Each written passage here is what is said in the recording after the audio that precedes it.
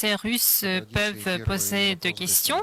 Traditionnellement, les autres sont les premiers à répondre aux questions. Bonsoir, Messieurs les Présidents. Une question pour chacun d'entre vous. Monsieur le Président Macron, vous multipliez depuis bientôt 5 ans les gestes à l'égard de la Russie avec des résultats assez décevants, comme en témoigne la crise qui vous amène ici, mais également la présence au Mali de mercenaires russes qui attisent un sentiment anti-français au point de remettre en cause notre présence là-bas. Votre action, Monsieur le Président, a-t-elle encore un sens, un effet, et si oui, lequel? Une question ensuite pour Monsieur le Président Poutine, une question simple que tout le monde se pose. Monsieur le Président Poutine, comptez-vous envahir l'Ukraine, et si oui, sous quelle forme? Et sur le Mali, pouvez-vous vous assurer, les yeux dans les yeux, face au Président Emmanuel Macron, que votre gouvernement n'a rien à voir avec les mercenaires sur place? Merci pour vos réponses.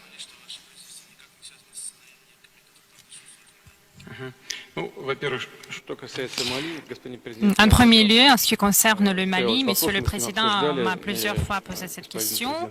Nous l'avons discuté. Monsieur le Président connaît parfaitement notre position du gouvernement russe et que la Fédération russe n'a rien à voir avec les entreprises militaires privées qui opèrent au Mali. Autant que nous sachions, il n'y a pas eu de remarques sur les opérations de telles sociétés. En ce qui concerne la logique de l'OTAN et les membres futurs et les membres actuels de l'Alliance, s'ils commencent à coopérer avec ces entreprises, c'est leur choix. Mais je voudrais souligner encore une fois, lors de cette conférence de presse, que l'État russe n'a rien à voir avec cela. Il y a des intérêts commerciaux de nos entreprises qui se mettent d'accord avec le gouvernement malien.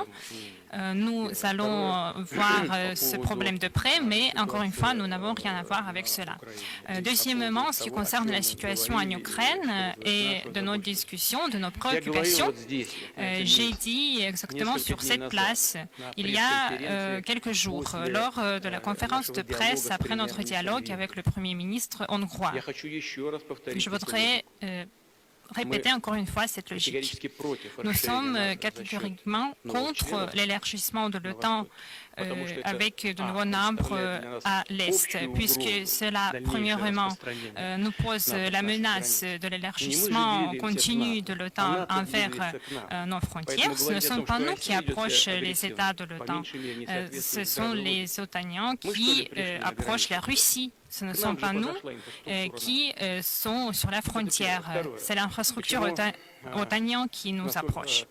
Deuxièmement, pourquoi est-ce que l'adhésion de l'Ukraine est si menaçante pour nous?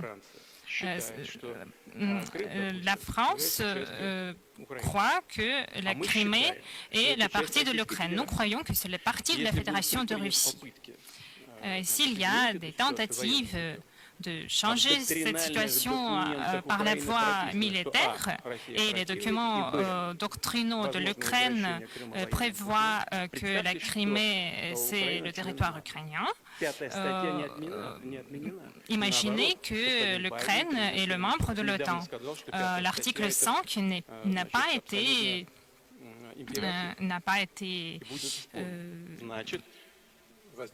évoqué. Et comme ça, on peut avoir la confrontation militaire entre les États-Unis, entre l'OTAN et la Russie. J'ai posé la question, est-ce que l'OTAN veut mener la guerre contre la Russie? Est-ce que vous voulez que la France ait la guerre avec la Russie? Mais c'est comme ça qu'on peut voir les choses dans le futur. Mais la préoccupation est aussi due aux questions de la sécurité collective. En ce qui concerne le Donbass, les dirigeants ukrainiens disent une fois qu'ils vont respecter les accords de Minsk et ensuite ils les jettent dans le poubelle et disent que ça va détruire l'État ukrainien. Mais donc, est-ce qu'ils vont appliquer les accords de Minsk ou ils ne vont pas le faire? On parle des garanties de sécurité de notre part. Et qui va donner les garanties de sécurité à nous?